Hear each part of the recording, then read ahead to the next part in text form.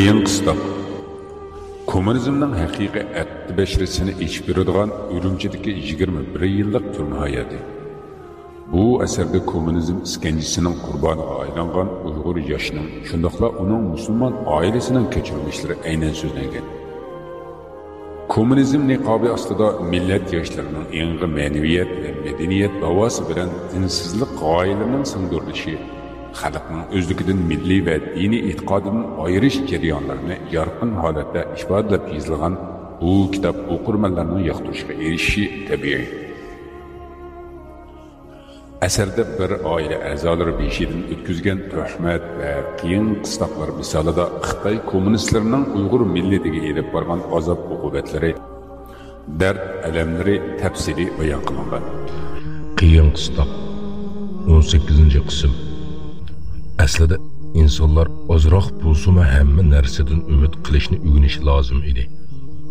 Lekin bu kommunizm hatto umid qilishni kishallab tashlagan ekan.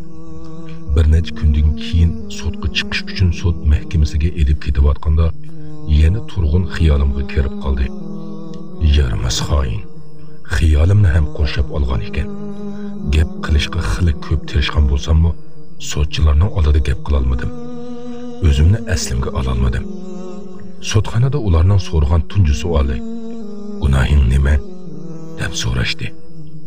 Men bilmayman dedim. Bu savollar qayta so'raldi.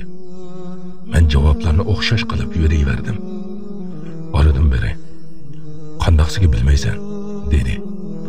Bo'lgan ishlarning hammasi men tushunmaydigan narsalar. Shunga qandaq xohlasangiz shundoq tushuning. Qiynang, esing, o'ltiring. Lekin mendan hech narsa so'ramang. Nimalar desam baribir menga ishonmaysiz.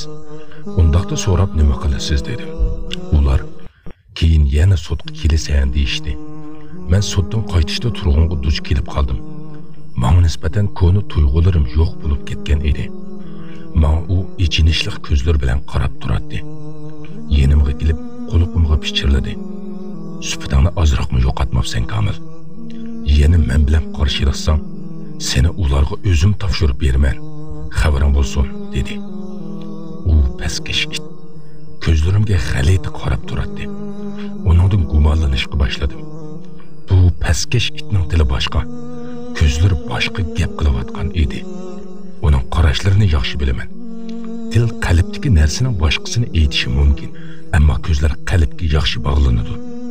Ey Allohim, bu it shu qarashlari bilan rol o'ynayotamdi. Allohim baloyingni bersin turg'un. Men kameraga kelib etib koridorda Salima Gulni uchratdim. Uning bilan salomlashib o'tib ketdim. Sizga ilgari aytib bergan edim. Men yaxshi ko'radigan bir o'qituvchi bor edi. Kimni yaxshi ko'rsam shu o'lyotdi. Yo'q, kechiring. Men xato so'zlab qo'ydim. Men yoqtirmaydiganlarmi bu yerda o'lyotdi. O'qituvchi oldimga kelib so'radi. Suding qanday o'tdi? Nachar o'tdi muallim. İnsonni zulm bilan ayblaganlardan adolat kutmaginingizdak, ulardan qo'g'dinish ham kutmaydi ekansiz. Ular bilan qilishgan so'zlarning vaqtini isrof qilganingizda qoladi. Natijada biz yana bu yerdamiz. Hech narsa deyishmadik. Jazo muddatimning qanchalik ekanligini yoki qanchalik qolganligini aytishmadi. Ahvolimni so'ramang muallim. Shundoq pasib ahvolga tushib qoldimki, o'lsam buningdan yaxshiroq bo'larmi deb o'ylab qoldim. Buningdek sud mahkamasining bo'lishi yoki bo'lmasligi men uchun farqi yo'q. Sudchilarga shundoq gap qildimki, ko'rganingizda edi. Meni olqishlab qo'yatdingiz. Kechirasiz. Yana xato gap qildim. Olqishlay olmaydingiz. Chunki inson kommunizmda o'zi yaxshi ko'rgan narsani ham olqishlashga haqqi yo'q. Olqishlangan narsani kommunizm qabul qilmaydi. Siz olqishni va hurriyatni kommunizmdan hargiz umid qilmang. Keyin bir kuni tuyuqsiz qattiq kasal bo'lib qoldim. Shunda holamdan ketgan edimki, men qamchi ursa ham o'rnimdan midirlay olmasdim. Bir necha kun shu holda yetib qoldim. To'xtamay badanim tunur kabi qizigan edi. Shuning bilan birga titraydim. Buni o'zim ham bilmasdim. Keyin ozroq yaxshi bo'lganimda asladim. Shu kasal holim bilan uxlab tush ko'rdim. Tushimda onam oldimga kelib, "Jigar param, senin kasalligingga men chiday olmayman deb menga suv ichirayotgan edi. G'ayratlik dadam va ocham nima ko'rdim. Hammasi yenimda to'planib turar edi. Bir qatim Turg'unni ham ko'rdim. U eshikning kaynidan bir ko'z ko'rinadigan holda beshini chiqarib menga qarab turardi. Ko'zlarida nihoyat g'amkinlik va ko'p yoshlar bor edi. Turg'un hatto tushimdimi meni tinch qo'ymasdi. Azizam onam asla qiyramatdi. Ammo ocham bilan dadam bakli qiyirib cho'kib ketibdi. Cho'ng akamni tushlarimdimi ko'rmasdim. Uningga ancha mehrim bo'lmagani uchun hatto tushlarimga kirmasdi. Ah, onajonim, qayerlikningizni bilsam edi. O'lmasdan burun sizni ko'ralisam edi. Kesal bo'lib qolganimda sizni har doimdagidan bakroq sig'inib ketaman, ona. Hozir cho'ng odam bo'lgan bo'lsammi, ichimdagi bolaliq shu holatda sig'inishni davom qilmoqda edi. Nada ekanligingizni bilganimda edi. Hech bo'lmasa maziringizga borgan bo'lardim. Hech bo'lmasa shu maziringizni topa olsam edi. Hey kommunizm. Hey kommunizm. Demak bizni hammadan ayirib hatto qabrisini izlaydigan ahvolga tushirding, ha? Texsan taraqqiyotchi shundoqmi? Ey kommunizm.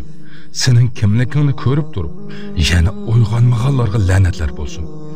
Dinsizlik tumanlarida o'zlariga yo'l izlagan dinsizlarning yantayoqlariga la'natlar bo'lsin. Tumanning la'natlar bo'lsin. Keyin boshqalarning deb berishi Turg'un kesal vaqtimda yenimga kelib, menga qarab turib qaytib ketibdi. İşte, meni taslim qilishda davom etyapti. Lekin uningga aldanmayman. Bir qatim yenimdan o'tib ketib pichirladi. Qaysarlik qilma Kamil. Seni bu yerdan qochiray dedi. Menga yaxshilik qilib o'zicha gunohini yumoqchi iflos. Balkim zarracha vijdoni qilgan bo'lsa, shuni xotirjam qilmoqchi. Ammo men izzatni biladigan odam bo'lganligim uchun o'zimni xorliqqa tashlamayman. Ammo ichimda bo'ldi uning so'zini qabul qil deydigan vasvasa ham yo'q emas edi.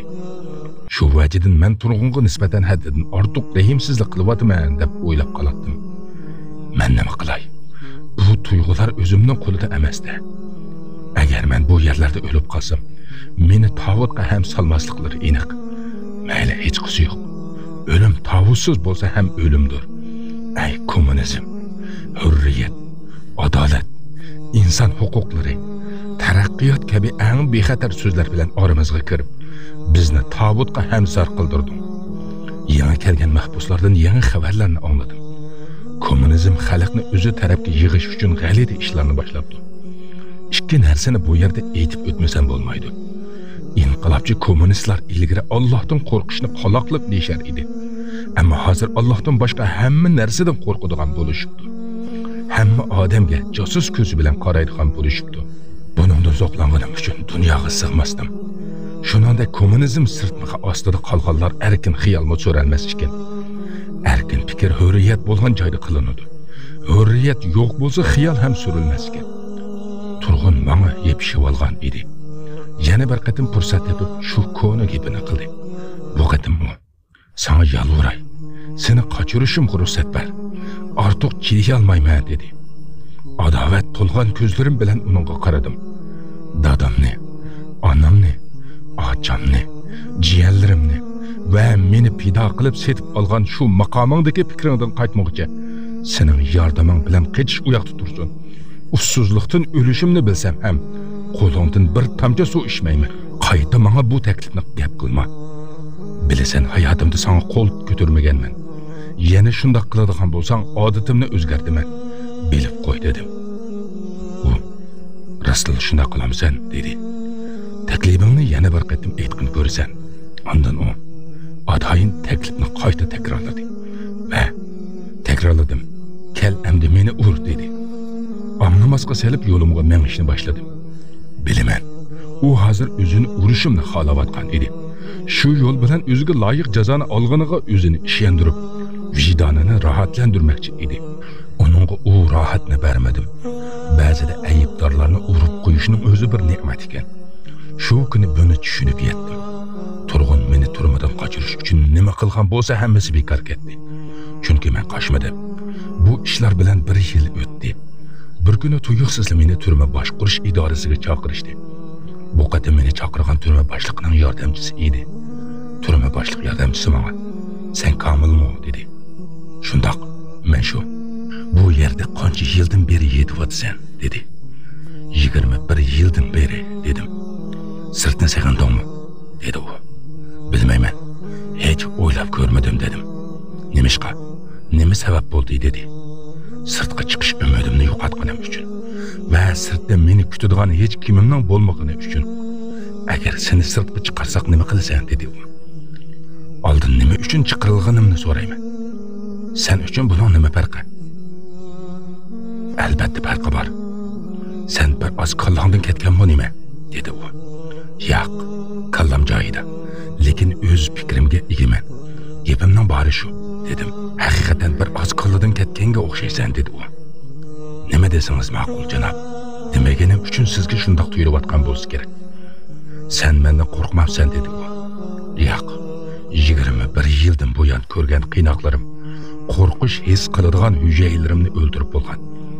Sen hali ham aqlingni topmagan o'xshaysan dedi. Siz aqlni tahlil qila olmaysiz dedim. Gapingni tushunmadim. Nima deganing bu dedi. Tushunsangiz nima qila oladingiz dedim. Boshliq yordamchisi g'azablangan holda o'rnidan turib vaqirdi. To'liq sarang ekansan u. Lekin bugun seni kechirib etaman dedi. Allohga madihiya sana aytaman. Manguga yo'qolmas hamdlar bilan. Eng oliy podshoh yigona Alloh, sheriksiz shu zotga shukr aytaman. Masiyat gunohdan saqlan ey inson. Allohga hech qachon qolmaydi maxfi. Allohga keltirma hech narsa sherik. To'g'ri yo'l aniqdir. Hushyor bo'l hamon. Jinlarning umidi hananayk bo'lsa, sen mening ilohim, umidim faqat. Rozi men sana ey Parvardigor, boshqaga ibodat qilmayman abad. Fazling va rahmating bilan ey Alloh, Musoga avatding jakarchi elchi. Etding sen Musa va Harun, beringlar Firavun haddidan oshdi. Aytinglar uningga bu keng zaminni qo'ziqsiz tiz qilgan senmiding asli. Va yoki to'riksiz egiz osmonni senmiding yaratgan usta binochi. Va yoki kechida egiz osmonda nur chachqan shu oyni yaratganmiding. Atigan paytida parlab chaqnagan quyoshni osmonga o'rnatganmiding? Aytinglar tuproqda danni undirib, ko'ktatlar o'stirib avod qilgan kim?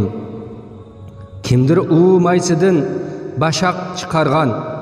Ibratlar oladi aqli bor har kim. Beliqning qarnida kechilar yotgan Yunusni qutqizding o'z fazling bilan. Tasbihlar aytaman isming yod etib, gunohim kechirgin in'aming bilan.